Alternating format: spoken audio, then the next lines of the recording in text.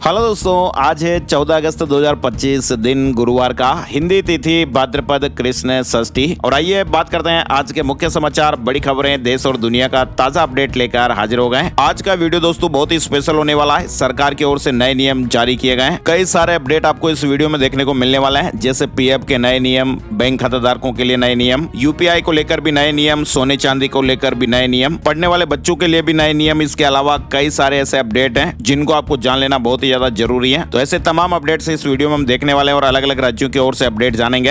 Video के साथ आप बने रहिए, पूरा वीडियो ध्यान से आखिर तक जरूर देखते रहिए, है ना। तो बिना टाइम विलंब किए शुरुआत करते हैं आज की पहली बड़ी खबर। सबसे पहले आप देखिए, अब इंसानों की तरह प्रेग्नेंट होंगे रोबोट। जी हाँ, चीन अब एक ऐसी टेक्नोलॉजी लाने जा रहा है जो साइंस फिक्शन से निकलकर हकीकत बन सकती है। ऐसा दावा किया जा रहा है कि एक ऐसा रोबोट तैयार किया जा रहा है जो इंसानों की तरह गर्भवती होकर बच्चे को जन्म दे सकेगा। यानी दोस्तों अब वह दिन भी दूर नहीं जब रोबोट इंसानों की तरह बच्चे पैदा कर सकेंगे। चीन की एक टेक्नोलॉजी कंपनी ने एक ऐसा रोबोट तैयार करने का दावा किया है जो एक महिला के जैसे गर्भ धारण कर बच्चे को जन्म देगा और अगले 1 साल में ये रोबोट बाजार में उपलब्ध भी हो सकता है। कंपनी ने बताया कि कृत्रिम गर्भाशय तकनीक अब पूरी तरह परिपक्व हो चुकी है और इससे रोबोट के पेट में फिट कर इंसान और रोबोट के बीच ऐसा इंटरेक्शन संभव होगा जिससे भ्रूण का विकास हो सके। वैसे ये टेक्नोलॉजी खास तौर पर उन युवाओं के लिए बनाई जा रही है जो शादी नहीं करना चाहते या गर्भ धारण की जैविक प्रक्रिया से बचना चाहते हैं। और ये प्रोजेक्ट जनसंख्या घटने की समस्या के समाधान के लिए भी शुरू किया गया है। साथ ही आपको बताएं, राष्ट्रपति द्रौपदी मुर्मू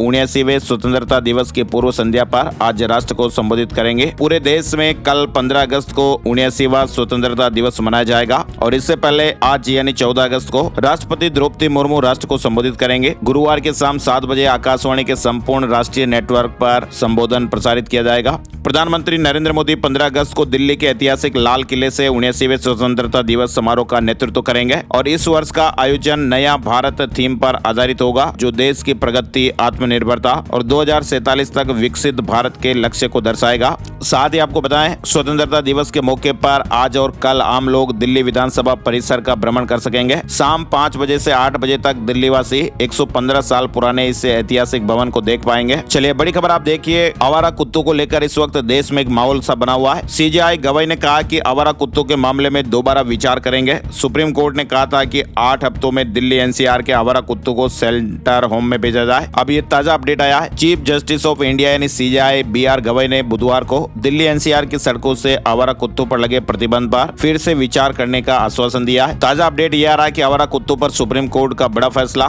मामले को अब 3 जजों की बेंच के पास भेजा गया है और आज गुरुवार को भी सुनवाई होगी। यानी डॉग लवर्स को राहत मिलेगी या फिर सुप्रीम फैसला कायम रहेगा। आज सुप्रीम कोर्ट की स्पेशल बेंच सुनवाई करने वाली है। वहीं आप देखिए, दिल्ली की सड़कों और गलियों में आवारा कुत्तों का खौफ देखने को मिलता है। काटने पर 1500 से अधिक लोग रोजाना हॉस्पिटल पहुंच रहे हैं। हालत दोस्तों ये हो रही है कि अस्पतालों में कुत्तों के काटने पर रोजाना औसतन 1500 से अधिक लोग उपचार के लिए पहुंच रहे हैं और इसमें अकेले सफदरजंग हॉस्पिटल में 700 से 800 लोग कुत्ते के काटने पर टीकाकरण के लिए आ रहे हैं, जबकि दिल्ली के दूसरे हॉस्पिटलों में हर रोज 100 से 150 की तादाद में लोग कुत्ते के काटने पर उपचार के लिए आते हैं और सबसे ज्यादा शिकार बच्चे और युवा हो रहे हैं। देश भर में 1,53,00,000 के लगभग आवारा कुत्तों की संख्या है। सरकार ने भी अब अपडेट दिया, 70% को साल भर में टीके लगेंगे। 3 मंत्रालयों ने तो राज्यों को एडवाइजरी भी जारी कर दी है। केंद्र सरकार ने भी आवारा कुत्तों के काटने की घटनाएं बढ़ने और लावारिस पशुओं द्वारा आमजन को नुकसान पहुंचाने की घटनाओं पर चिंता जताई है। केंद्रीय आवास एवं शहरी कार्य मंत्रालय, पंचायती राज मंत्रालय और मत्स्य पालन, पशुपालन और डेयरी मंत्रालय ने ऐसे पशुओं पर नियंत्रण के लिए मास्टर एक्शन प्लान भी बना लिया है। 3 मंत्रालयों ने सभी राज्यों को एक एडवाइजरी भी भेजी गई है। चलिए बड़ी खबर बिहार वोटर वेरिफिकेशन से जुड़ी हुई है। सुप्रीम कोर्ट ने कहा कि प्रक्रिया वोटर फ्रेंडली है। 11 में से कोई भी एक डॉक्यूमेंट मांगा गया है।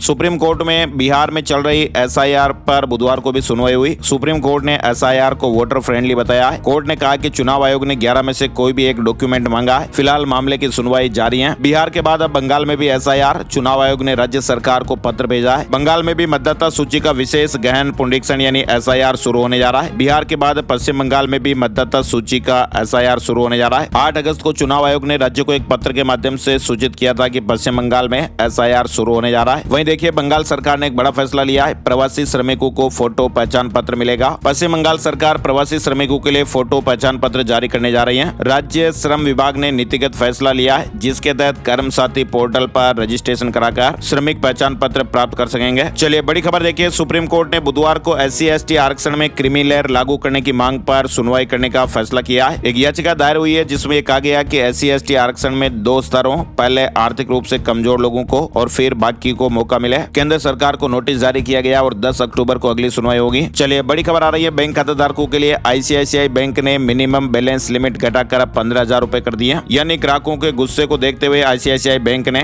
खाताधारकों को यह राहत दे दी है। मिनिमम बैलेंस को घटाकर अब 15,000 रुपए कर दिया गया है। इससे पहले कंपनी ने ग्राहकों को कम से कम 50,000 रुपए का मिनिमम बैलेंस मेंटेन करने को कहा था, लेकिन अब ICICI बैंक ने नया आदेश जारी किया और नए आदेश के मुताबिक सेमी अर्बन यानी छोटे शहरों में यह लिमिट 7,500 रुपए और ग्रामीण क्षेत्रों में अब पहले की तरह ही 2,500 रुपए लिमिट रहेगी। इससे कम बैलेंस होने पर ग्राहकों को पेनल्टी देनी पड़ सकती है। नया नियम 1 अगस्त 2025 के बाद खोले गए नए खातों पर लागू होगा। और वैसे भी आपको बताएं, अभी हाल ही में मंगलवार को RBI के गवर्नर संजय मल्होत्रा ने भी कहा था कि सेविंग अकाउंट में कम से कम कितना पैसा रखना है, इसका जो फैसला वो बैंक ही तय करते हैं। RBI की इसमें कोई भागीदारी नहीं होती है। अच्छा, इसके अलावा ICICI बैंक के बाद आप देखिए HDFC बैंक ने भी बड़ा फैसला लिया है। सेविंग अकाउंट में मिनिमम बैलेंस को लेकर अपडेट जारी किया है। HDFC बैंक ने भी सेविंग अकाउंट के लिए न्यूनतम औसत बैलेंस की लिमिट में बड़ी बढ़ोतरी का ऐलान किया है। नया नियम 1 अगस्त 2025 से प्रभावी है। HDFC बैंक में यह नियम रहेगा, मेट्रो और शहरी शाखाओं में नया खाता खोलने वाले ग्राहकों को अब हर महीने कम से कम 25,000 रुपए का औसत बैलेंस बनाए रखना अनिवार्य होगा, जो कि पहले 10,000 रुपए था। यानी HDFC बैंक में भी अब न्यूनतम बैलेंस की जो सीमा है वो 2.5 गुना तक बढ़ा दी गई है। ये बदलाव केवल उन ग्राहकों पर लागू होगा जो 1 अगस्त 2025 या उसके बाद नया खाता खोलेंगे। मौजूदा समय में जिन ग्राहकों के पास पहले से ही HDFC बैंक में सेविंग अकाउंट है, उन पर फिलहाल ये नई शर्त लागू नहीं होगी जब तक कि बैंक की तरफ से कोई नई सूचना न दी जाए। चलिए और अपडेट में आप देखिए, 1 सितंबर से सिल्वर ज्वेलरी की हॉलमार्किंग भी लागू होगी। इससे नकली चांदी बेचने पर लगाम लग सकेगी। सोने के बाद अब सरकार सिल्वर ज्वेलरी की भी हॉलमार्किंग लागू करने की तैयारी कर रही है। 1 सितंबर से स्वैच्छिक तौर पर इसे लागू किया जाएगा। सोने की तरह ये 6 ग्रेड चांदी की ज्वेलरी पर लागू होगी। चांदी पर 6 डिजिट वाला HUID हॉलमार्किंग लागू होगा। हॉलमार्किंग से शुद्धता की गारंटी मिलती है और हॉलमार्क ये साबित करता है कि ज्वेलरी में दी गई चांदी कितनी शुद्ध है। इससे ग्राहकों का भरोसा भी बढ़ता है। वहीं आप देखिए 1 अक्टूबर से UPI में नया नियम लागू होने वाला है। यूजर नहीं भेज पाएंगे पैसे मांगने की रिक्वेस्ट। NPCI ने ये बड़ी घोषणा की है। NPCI ने ये घोषणा की है कि 1 अक्टूबर 2025 से UPI में peer to peer collect request feature बंद कर दिया जाएगा, ताकि इससे जुड़े फ्रॉड को रोका जा सके। ये फीचर किसी को पैसे मांगने की सुविधा देता था, लेकिन स्कैमर्स इसका दुरुपयोग कर रहे थे। मर्चेंट ट्रांजैक्शन में ये सुविधा जारी रहेगी। UPI देश का सबसे लोकप्रिय डिजिटल पेमेंट का तरीका है और इसके 400 मिलियन यूजर्स हैं। यानी 1 अक्टूबर से ये नया नियम लागू हो जाएगा। UPI से पैसे मांगने की रिक्वेस्ट नहीं भेज पाएंगे। अच्छा, इसके अलावा चेक क्लियरेंस को लेकर भी बड़ा अपडेट है। 4 अक्टूबर से चेक भुगतान की प्रक्रिया में बड़ा बदलाव होने वाला है। यानी कुछ ही घंटे में चेक क्लियर हो जाएगा। RBI ने यह बड़ा फैसला लिया है। 4 अक्टूबर 2025 से चेक भुगतान की प्रक्रिया में एक क्रांतिकारी बदलाव होने जा रहा है। पहले आपको 1-2 दिन इंतजार करना पड़ता था, लेकिन अब ये काम कुछ ही घंटों में हो जाएगा। व्यापारियों, वेतन पाने वाले कर्मचारियों, आम लोगों समेत सभी को तेजी से ये सुविधा मिलेगी और बैंक में चेक जमा करने के बाद अब 2-2 दिन तक इंतजार नहीं करना पड़ेगा। RBI ये नई व्यवस्था लागू करने जा रहा है। 4 अक्टूबर 2025 से चेक जल्द ही कुछ ही घंटों में क्लियर हो जाएंगे और ये सुविधा पूरे देश भर में लागू होगी। 2 चरणों में ये व्यवस्था लागू की जाएगी। पहला चरण 4 अक्टूबर 2025 से 2 जनवरी 2026 तक। इसमें बैंकों को शाम 7 बजे तक चेक की स्थिति पास करना होगा या बाउंस बताना पड़ेगा। वहीं अगर बैंक जवाब नहीं देगा तो चेक को ऑटोमेटिक पास माना जाएगा और भुगतान हो जाएगा। दूसरा चरण 3 जनवरी 2026 से हर चेक को जमा होने के 3 घंटे के अंदर कंफर्म करना होगा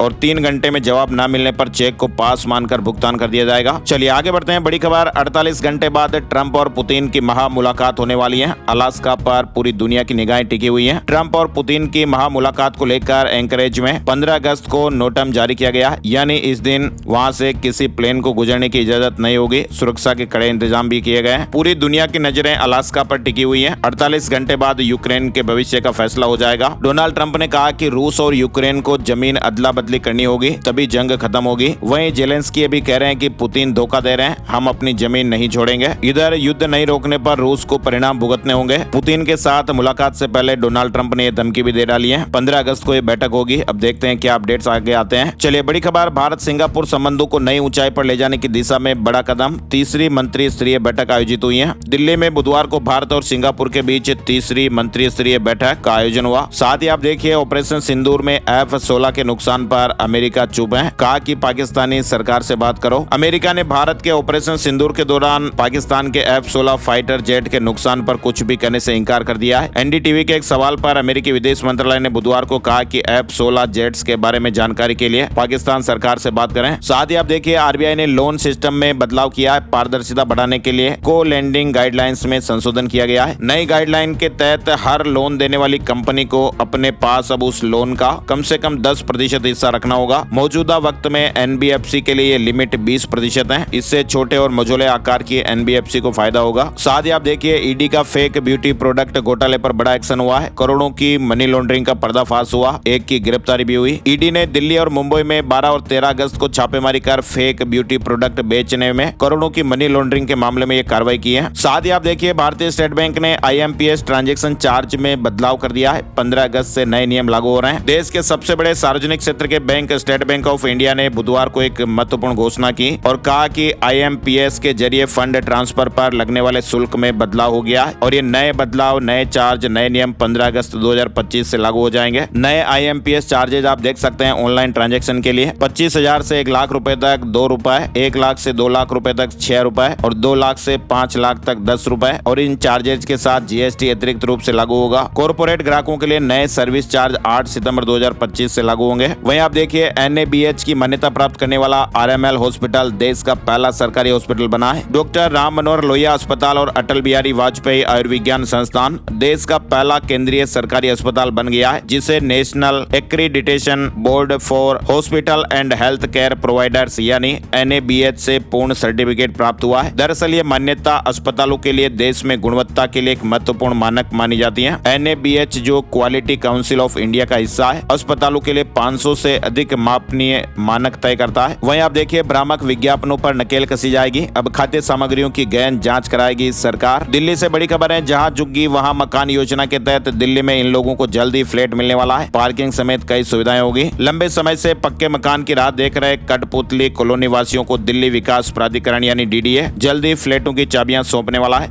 2800 फ्लैट बन रहे हैं। साथ ही आपको बताएं प्रधानमंत्री नरेंद्र मोदी 17 अगस्त को अर्बन एक्सटेंशन रोड 2 UER2 और द्वारका एक्सप्रेस का उद्घाटन करेंगे। पाकिस्तान के प्रधानमंत्री ने कहा कि दुश्मन एक बूंद पानी नहीं छीन सकता, ऐसा सबक सिखाएंगे, जिंदगी भर याद रहेगा। 48 घंटे में 3 पाकिस्तानी नेताओं ने भारत को धमकाया है। पाकिस्तान के प्रधानमंत्री शहबाज शरीफ ने सिंधु जल संधि को स्थगित करने पर भारत को ये धमकी दी है। मंगलवार को राजधानी इस्लामाबाद में हुए कार्यक्रम में शरीफ ने कहा, दुश्मन पाकिस्तान से एक बूंद पानी भी नहीं छीन सकता। आपने हमें पानी रोकने की धमकी दी। अगर ऐसा करने की कोशिश की तो पाकिस्तान आपको ऐसा सबक सिखाएगा जिसे जिंदगी भर नहीं भूलेंगे। शरीफ ने कहा कि भारत अगर पाकिस्तान की तरफ बहने वाला पानी रोकने की कोशिश करता है तो ये सिंधु जल संधि का उल्लंघन होगा। उन्होंने धमकी देते हुए कहा कि इसका जवाब निर्णायक तरीके से दिया जाएगा। शहबाज शरीफ से पहले पाकिस्तान के पूर्व विदेश मंत्री बिलावल भुट्टो भारत को युद्ध की धमकी दे चुके हैं। सिंधु जल समझौते के निलंबन को लेकर पिछले 48 घंटों में 3 पाकिस्तानी नेताओं ने भारत के खिलाफ धमकी भरे बयान दिए हैं। इनमें आर्मी चीफ आसिफ मुनीर, प्रधानमंत्री शहबाज शरीफ और पूर्व विदेश मंत्री बिलावल भुट्टो शामिल हैं। तो आप देख सकते हैं किस तरह से पाकिस्तानी प्रधानमंत्री शहबाज शरीफ की भारत को ये गीदड़ भभकियां हैं। बड़ी खबर देखिए, ईडी ने पूर्व क्रिकेटर सुरेश रैना से पूछताछ की है। एजेंसी ने एक दिन पहले नोटिस भेजा था। सट्टेबाजी ऐप प्रचार को लेकर ये मामला बताया जा रहा है। बड़ी खबर आ रही है, पहलगाम हमले में आपका हाथ कहकर महिला को कैद में रखा। बरेली में एक रिटायर्ड बैंक कर्मचारी 55 घंटे तक डिजिटल अरेस्ट रही। साइबर ठगों ने 70 लाख रुपए की मांग की। उत्तर प्रदेश बरेली से ये बड़ी खबर आ रही है। बरेली में एक रिटायर्ड बैंक कर्मचारी को पहलगाम आतंकी हमले में फंसाने की धमकी दी गई। महिला को करीब 55 घंटे तक डिजिटल अरेस्ट रखा गया और डर के साए में महिला 2 दिन तक अपने घर में कैदी रही। तीसरा दिन पुलिस महिला के घर पहुंची और एसपी ने खुद जालसाजों से बात करके उन्हें फटकारा। कॉल ट्रेस कराकर उनके खिलाफ एफआईआर दर्ज कराई गई है और इसके बाद फिर महिला की काउंसलिंग की गई। पहलवान सुशील कुमार की जमानत रद्द हो गई है, फिर जेल जाना पड़ेगा। सुप्रीम कोर्ट ने कहा कि 1 हफ्ते में सरेंडर करें। हरियाणा के 2 बार के ओलंपिक पदक विजेता पहलवान सुशील कुमार को सुप्रीम कोर्ट से बड़ा झटका लगा है। जूनियर नेशनल रेसलिंग चैंपियन सागर धनखड़ मामले में कोर्ट ने उसकी जमानत रद्द कर दी है और 7 दिनों के अंदर सरेंडर करने का आदेश दिया है। 16 अगस्त को श्री कृष्ण जन्माष्टमी मनाई जाएगी। कृतिका नक्षत्र और ध्रुव योग में जन्माष्टमी का पर्व मनेगा। मंदिरों में तैयारियां शुरू हो गई हैं। साथ ही आप देखिए सोमनाथ में 184 साल पुराने मंदिर पर बुलडोजर चलने वाला है। बचाने के लिए रात भर तक वहां लोग बाग पहरा दे रहे हैं। आमतौर पर भगवान अपने भक्तों की रक्षा करते हैं, लेकिन गुजरात के गिर सोमनाथ में एक अजीबोगरीब स्थिति पैदा हो गई है। यहाँ पर भक्तों को भगवान के मंदिर की रक्षा के लिए रात भर जागकर पहरा देना पड़ रहा है। दरअसल बात कुछ ऐसी है कि सोमनाथ मंदिर के कॉरिडोर के लिए इस मंदिर को गिराया जाना है। जिला डिप्टी कलेक्टर ने डिमोलिशन कार्रवाई के आदेश भी दे दिए हैं। सेबी का बड़ा कदम, 7 से 10 दिन में ब्रोकर्स के लिए नया पेनल्टी स्ट्रक्चर आने वाला है। सेबी ने तय किया कि ब्रोकर्स की छोटी और मामूली गलतियों को अब पेनल्टी के तौर पर नहीं देखा जाएगा और उन्हें वित्तीय असंगति कहा जाएगा। इसका मतलब हुआ कि मामूली चूक पर अब भारी जुर्माना नहीं लगेगा। उत्तराखंड से बड़ी खबर आ रही है। अग्निवीरों को आरक्षण को लेकर भी अपडेट आया है। साथ ही जबरन धर्मांतरण पर अब ज्यादा सजा मिलेगी। धार्मिक कैबिनेट के 2 बड़े फैसले आपको बताते हैं। उत्तराखंड में जबरन धर्मांतरण विरोधी कानून को और सख्त बनाने को मंजूरी दे दी है। 19 अगस्त से शुरू होने जा रहे मानसून सत्र में इस विधेयक को लाया जाएगा और इसके तहत सजा को 10 साल से बढ़ाकर 14 साल किया गया है और कुछ गंभीर मामलों में यह सजा 20 साल तक भी हो सकती है। साथ ही जुर्माने की राशि को भी 50,000 से बढ़ाकर 10 लाख रुपए किया जाएगा। इसके अलावा सेना में अग्निपथ योजना के तहत सेवाएं देकर लौटने वाले अग्निवीरों को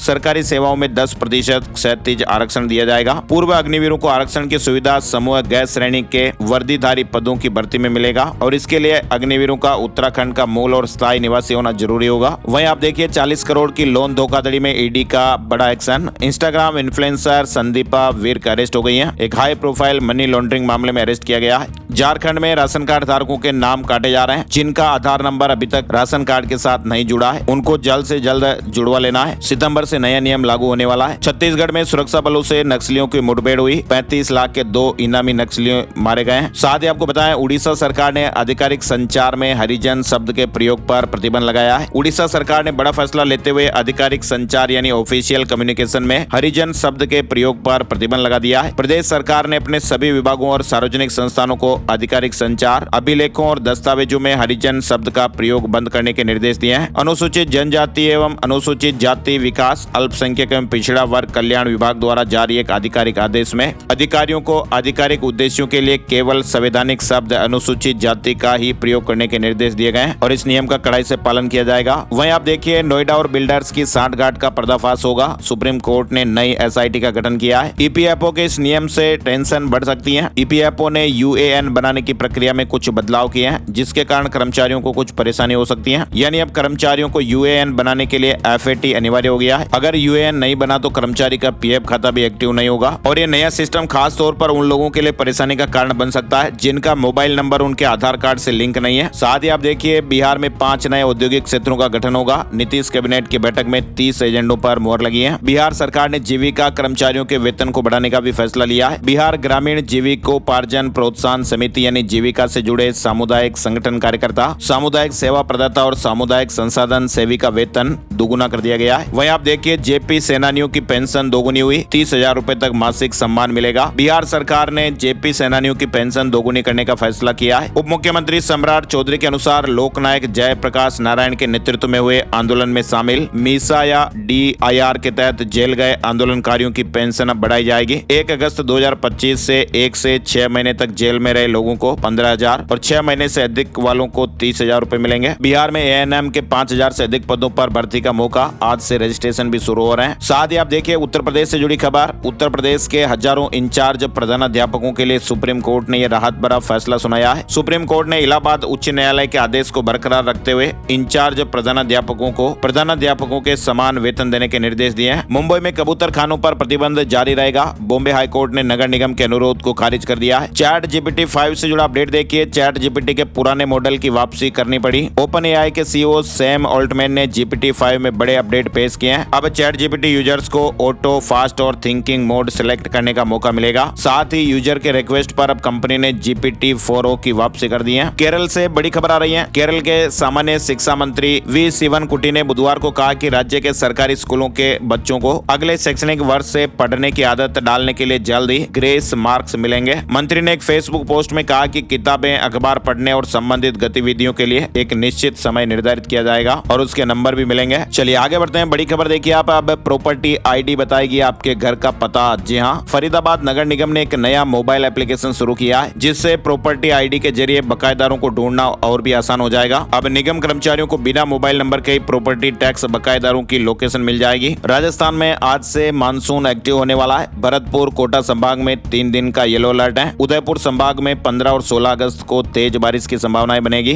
राजस्थान में बारिश को लेकर ये ताजा अपडेट आ रहा है। राजस्थान में मानसून के गुरुवार यानी आज 14 अगस्त से फिर से एक्टिव होने की संभावना है। बंगाल की खाड़ी में बना सिस्टम और पूर्वी हवाओं के एक्टिव होने से राजस्थान में एक बार फिर बारिश का दौर शुरू होगा। मौसम केंद्र जयपुर के मुताबिक 14 से 16 अगस्त तक भरतपुर, कोटा, उदयपुर, जयपुर और अजमेर संभाग के जिलों के लिए येलो अलर्ट जारी किया गया है। बिहार के भागलपुर में 100 घर गंगा में डूबे। उत्तर प्रदेश और बिहार में जमकर बारिश का दौर चल रहा है। भागलपुर में 6 लाख लोग बाढ़ से प्रभावित हैं। 36 मोटर बोट से एनडीआरएफ और एसडीआरएफ रेस्क्यू कर रही है। 32,814 लोगों को सुरक्षित निकाला है। हिमाचल मानसून में आप देखिए, शिमला और कुल्लू में 5 जगहों पर बादल फटने से भारी तबाही देखी गई। लखनऊ में भी तेज बारिश। यूपी में पिछले 1 महीने से बारिश का दौर जारी है। 11 जिलों में बाढ़ जैसे हालात बने हुए हैं। आज 23 जिलों में भारी बारिश का अलर्ट रहेगा। मध्य प्रदेश के 17 जिलों में बारिश। मौसम विभाग के अनुसार मध्य प्रदेश में 15 अगस्त से एक बार फिर बारिश का स्ट्रॉन्ग सिस्टम एक्टिव होने वाला है और इसकी वजह से पूरे मध्य प्रदेश में भी एक बार फिर से तेज बारिश का दौर शुरू हो सकता है। झारखंड में अगले 4 दिन तक बारिश के बीच हवा भी चलेगी। भारी बारिश के हालांकि आसार नहीं है। छिटपुट बरसात देखी जा सकती है। हरियाणा में आज 5 जिलों में बारिश का अलर्ट है। पंजाब के कई इलाकों में जल भराव। ब्यास नदी ने खतरे का निशान पार कर लिया है। पंजाब के कई इलाकों में भी इन दिनों बरसात हो रही है। वहीं हिमाचल प्रदेश में लगातार बारिश और बादल फटने की घटनाओं के कारण पंजाब में बाढ़ का खतरा बढ़ गया है। ब्यास नदी का पानी खतरे के निशान से ऊपर चला गया है। चलिए आगे बढ़ते हैं। बड़ी खबर, एसबीआई क्लर्क भर्ती के लिए वेटिंग लिस्ट जारी हुई है। भारतीय स्टेट बैंक ने विज्ञापन संख्या CRPD CR 2024-25 के तहत अधिसूचित जूनियर एसोसिएट भर्ती के लिए पहली बार प्रतीक्षा सूची जारी की है। नई भर्ती अभी चल रही है, आपको पता ही होगा। साथ ही आप देखिए, एसएससी ने भी एक महत्वपूर्ण नोटिस जारी किया है। कर्मचारी चयन आयोग ने वन टाइम पंजीकरण यानी OTR मॉड्यूल में संशोधन के संबंध में यह महत्वपूर्ण नोटिस जारी किया है। शेयर मार्केट न्यूज अपडेट में आपको बताएं, सेंसेक्स 304 अंकों की बढ़त के साथ 80,539 के स्तर पर बंद हुआ। निफ्टी में 132 अंकों की बढ़त रही और ये 24,619 के स्तर पर बंद हुआ है। राजस्थान के भीलवाड़ा से बड़ी खबर, भीलवाड़ा में पॉलिटिकल पार्टी बनाकर राजनीतिक चंदा लेने का एक बड़ा खुलासा हुआ है। 2 वकील और उनके एक दोस्त ने 3 साल में पार्टी अकाउंट से 271 करोड़ का लेन देन किया है। बोगस ट्रांजैक्शन के मामले में आयकर विभाग ने मंगलवार को छापेमारी की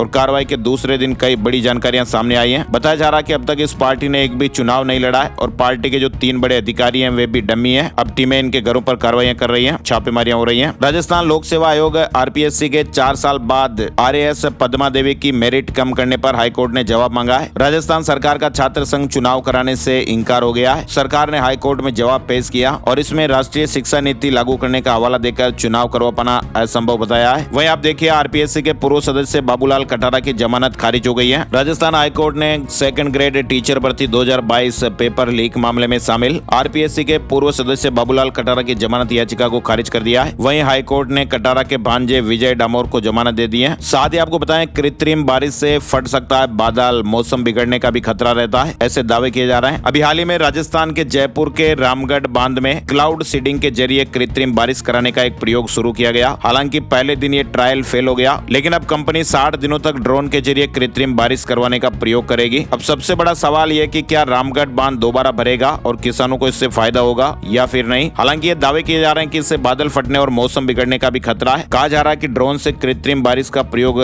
सफल रहा तो निजी कंपनी सरकार के साथ मिलकर राजस्थान के कई और इलाकों में भी कृत्रिम बारिश करवाने का प्रोजेक्ट हाथ में ले सकती है। कृत्रिम बारिश करवाने के लिए आसमान में नमी वाले बादलों का होना जरूरी होता है और इसके लिए मौसम विभाग के डेटा का इस्तेमाल किया जाता है। आमतौर पर मानसून ब्रेक के समय ही कृत्रिम बारिश करवाई जाती है। किसी इलाके में अगर औसत से कम बारिश हुई है तो वहाँ पर कम पड़ रही बारिश के लिए इसका इस्तेमाल होता है। निजी कंपनी ने राजस्थान सरकार को कृत्रिम बारिश का आइडिया दिया था और सरकार ने इसकी अनुमति दे दी। अब देखते हैं आगे क्या कुछ अपडेट्स आते हैं। राजस्थान में पटवारी भर्ती के लिए 5 दिन फ्री में सफर कर पाएंगे अभ्यर्थी। रोडवेज बसों में 15 से 19 अगस्त तक छूट मिलेगी। 595 अतिरिक्त बसें भी चलेगी। साथ ही आप देखिए, देश का पहला 550 ड्रोन वाला शो जोधपुर में आज होने वाला है। राज्य स्तरीय स्वतंत्रता दिवस समारोह 2025 की पूर्व संध्या पर 14 अगस्त को जोधपुर का आसमान एक ऐतिहासिक नजारा देखने वाला है। देश का पहला 550 ड्रोन वाला ऑपरेशन सिंदूर शो मेहरानगढ़ किले के ऊपर होगा, जो भारतीय सेना के अदम्य साहस, शौर्य गाथा